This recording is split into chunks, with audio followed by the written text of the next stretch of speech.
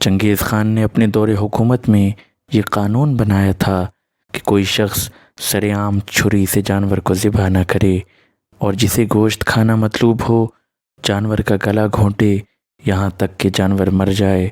اس قانون سے مسلمان بہت پریشان ہوئے کیونکہ اسلام میں ایسا گوشت کھانا حرام ہے۔ ایک منگول کا گھر مسلمان کے گھر کے پاس تھا، وہ اس سے شدید نفرت کرتا تھا۔ ایک دن منگول نے اپنی مکان کی چھت سے دیکھا کہ اس کا مسلمان ہمسایہ اپنے گھر کے صحن میں جانور ذبح کر رہا ہے۔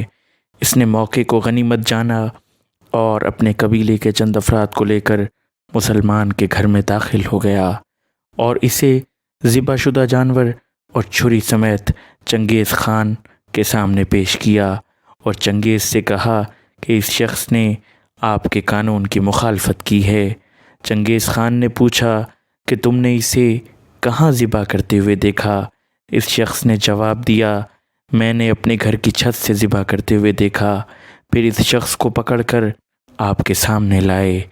چنگیز خان نے کہا کہ اس نے میرے حکم کی مکمل تعمیل کی ہے، کیونکہ میں نے یہ حکم دیا تھا کہ کوئی شخص سر عام ایسا نہ کرے۔ اس شخص نے سر عام جانور ذبح نہیں کیا۔ میرا کوئی قانون خدا کے قانون سے بالا نہیں ہے۔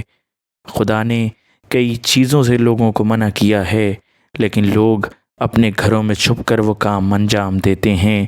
انہیں پھر بھی سزا نہیں دی جا سکتی کیونکہ انہوں نے وہ کام سرعام انجام نہیں دیے ہوتے۔ اصل مجرم یہ نہیں، اصل مجرم تو ہے جو اپنی گھر کی چھت سے دوسروں کے گھروں میں تاک جھانک کرتا ہے۔ پھر چنگیز خان نے جلاد کو حکم دیا کہ اس کا سر تن سے جدا کر دیا جائے تاکہ یہ دوسروں کے گھروں میں نہ دیکھے۔